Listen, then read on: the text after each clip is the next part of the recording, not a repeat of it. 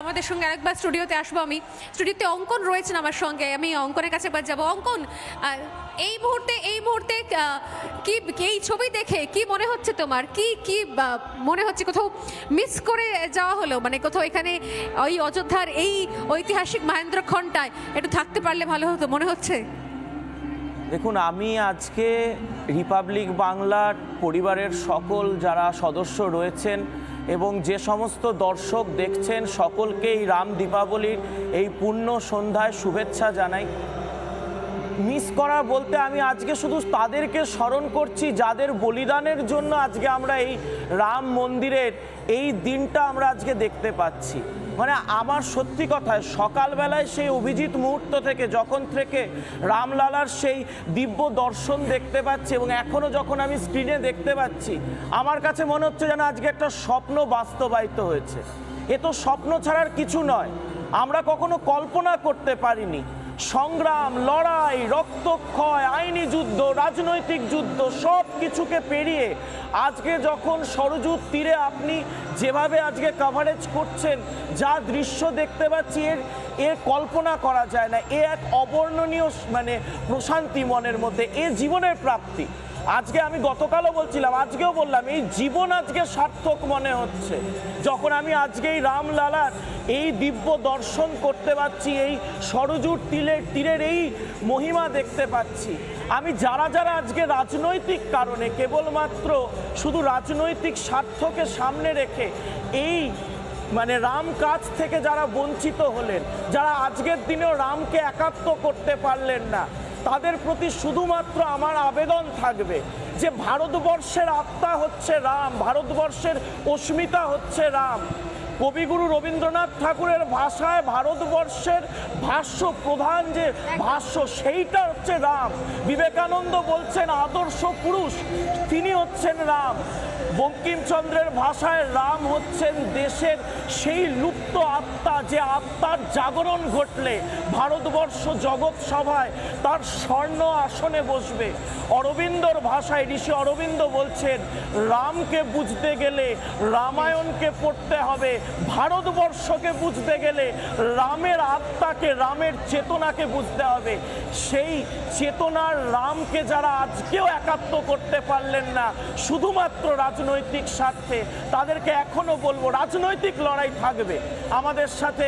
Trinamool, CPM, কংগ্রেসের রাজনৈতিক লড়াই চিরন্তন, কিন্তু রামকে অস্বীকার করে ভারতবর্ষকে অস্বীকার করার এই ধৃষ্টতা আর দেখাবেন না। গোটা পৃথিবী, আপনি মেলবন্ধন দেখাচ্ছিলেন, রানী ভবানীর মাটি থেকে আসছেন বাংলাদেশ থেকে। এটা তো কোথাও এই মুহূর্তে এই রানী ভবানী, আমি শেষ করে নিচ্ছি, রানী ভবানীর মাটি থেকে, সূর্য সেনের মাটি থেকে যারা আসছেন রাম মন্দির নিয়ে এই আন্দোলন, এই যে সংগ্রাম শুরু হয়েছিল অঙ্কন, সেই সময় তো সিপিএম, কংগ্রেস, তৃণমূল ছিল না। 500 বছর আগে থেকে সেই আন্দোলন চলছে, মীরবাকির মন্দির ভেঙে দেওয়া এবং তারপর সেখানে অন্য ধাঁচা তৈরি করা, সে বহু পুরনো।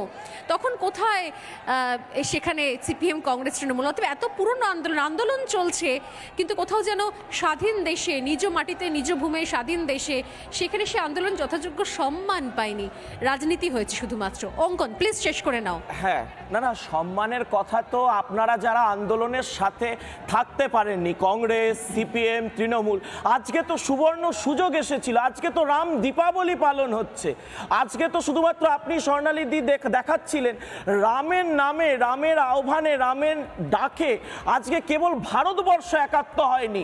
রানী ভবানীর মাটি থেকে, সূর্য সেনের মাটি থেকে, যাদের স্বাধীনতার 14ই আগস্ট আমাদেরকে হারাতে হয়েছিল, তাদের মাটির থেকে মানুষ আজকে একাত্ম হয়েছে শুধুমাত্র রামের নামে।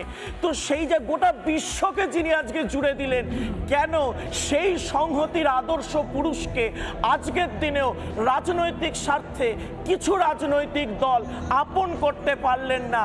বড় হতাশা লাগে আজকের দিনেও কেন রাম। আমি উত্তর নিয়ে নেব খুব সংক্ষেপে। আমি আসছি। মণিশঙ্কর দা আমাদের সঙ্গে রয়েছেন। মণিশঙ্কর দা, যদিও আমি রাজনীতির মধ্যে ঠিক এই মুহূর্তে রাজনীতির আলোচনা ঢোকার মতো পরিসরে আমি নেই, পরিবেশে নেই, আপনারা বুঝতেই পাচ্ছেন। যেভাবে কোথাও মণিশঙ্কর দা আমার মনে হয় আমার সঙ্গে সহমত হবেন, যেভাবে যেখানে দেখুন সরজু নদীর তীরে দাঁড়িয়ে রয়েছি আমরা রাম কি প্যারি ঘাটে, এবং আমার সঙ্গে মহারাজজি আছেন। মহারাজজিকে আমি আস্তে আস্তে ডেকে নেব, আমরা একদম শেষের দিকে চলে আসছি।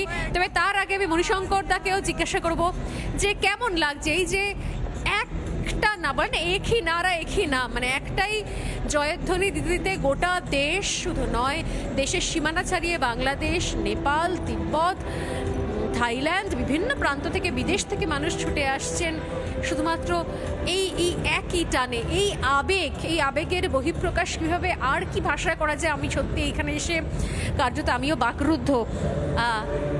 কোথাও মনে হচ্ছে যে সত্যি শুধুমাত্র মন্দির নয়, এবার সময় এসেছে রামের আদর্শটাকেও এই পরবর্তী প্রজন্ম, বর্তমান প্রজন্মের মধ্যে শিরায় শিরায় ডিএনএর মধ্যে ঢুকিয়ে দেওয়া, ছড়িয়ে দেওয়া। কারণ সেই আদর্শের জন্যই আজ এই মাতোয়ারা, এই পাগলামো, এই আবেগ।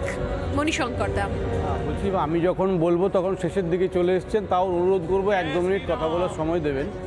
আমিও আজকে এইরকম মানসিকতা নিয়ে নেই যে প্রসেস অ্যাডাপ্ট করেই, যে পদ্ধতিটাকে অ্যাডাপ্ট করে এই রামের সূচনা হোক না কেন, আমার তর্ক করার কোনো জায়গা নেই। এবং আপনারা দেখাচ্ছেন যে দেশবাসী আজ আবেগপ্রবণ, দেশবাসীর মধ্যে আমিও পড়ি, যত ধর্ম, যত রাজনীতিক, যে রাজনীতির লোক হোক না কেন সবাই মিলে পড়ে।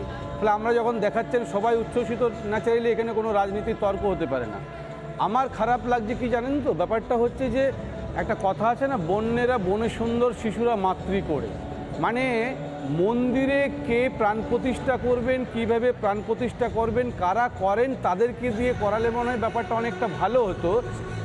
আমি বলবো যদি এত 150 কোটি ভারতবাসীর মধ্যে একজনও যদি এটা নিয়ে বিতর্ক করে, তার মানে জানবো আপনার ব্যর্থতা আছে। কারণ কিছু কিছু জিনিস বিতর্কের ঊর্ধ্বে থাকে, তো কেউ বিতর্ক করে না। কি আপনি যখন সেটাকে করতে পারেননি, যদি একজনও এই বিতর্কের মধ্যে দিয়ে যায়, তাহলে জানবো আপনার সার্থকতা এটা হয়নি। এবং দ্বিতীয়ত আমি বলবো যে সার্থকতা নাই হতে পারে, কারণ প্রধানমন্ত্রী বলেছেন এই রামকে উপহিত করেছেন আধুনিক রাম হিসাবে। আপনি যদি বক্তৃতার মধ্যে দেখেন, তাহলে আধুনিক রাম আর পুরনো রাম বলে আমার কিছু জানা নেই। এখন আমি যেটা বলছি, রামকৃষ্ণ পরমহংসদেব বলে গেছেন, একবার রাম নামে যত পাপ হরে, মানুষের সাধ্য নাই তত পাপ করে। এখন একবার রাম নামটা জপ করার জন্য কোনো রাজনীতিক লোকরা এই প্রাণ প্রতিষ্ঠাতে অংশগ্রহণ করলো কিনা আমি জানি না, কিন্তু পরিশেষে আমি বলবো যে রাম একটা রাজত্ব ছিল, এবং সে রাম রাজত্বে সুশাসন ছিল, যেখানে মানুষের বিভেদ ছিল না, যেখানে ধর্মের রাজনীতি একসঙ্গে মিশ্রণ ছিল না। আজকে প্রাণ প্রতিষ্ঠার মধ্যে দিয়ে আপনি দীপাবলি অকাল করুন, প্রদীপ দেখান, কিন্তু তার সঙ্গে সঙ্গে ভালো দিকটা যেটা সুশাসন, সেটাকেও অ্যাডাপ্ট করে দেখান, তবে বলবো রামের সার্থকতা। কারণ রামকৃষ্ণদেব আবার বলেছিলেন, নরেন যখন তাকে বলেছিলেন যাত্রা দেখতে যাওয়ার জন্যে, তো রামকৃষ্ণদেব বলেছিলেন যাত্রা নাটকে লোকশিক্ষা হয়, তখন বলেছিলেন ওখানে তো নাচ গান হবে না, তোমার যেটা মনে হবে ভালো তুমি সেটা নেবে, বাকিটাকে ছেড়ে দেবে। ফলে এই রাম রাজত্ব যেটা সুশাসন, আশা করব এই সরকারটা যদি থাকে সেটাকে অ্যাডাপ্ট করে ভারতবর্ষে একটা সুশাসন প্রতিষ্ঠা করবে, তবে এই রাম জন্মভূমির প্রতিষ্ঠাতাটা সার্থক হবে। আদারওয়াইজ শুধুমাত্র রাজনীতিতে উত্তরণ হওয়ার জন্যই মনে হবে এটা হয়েছে। ঠিক।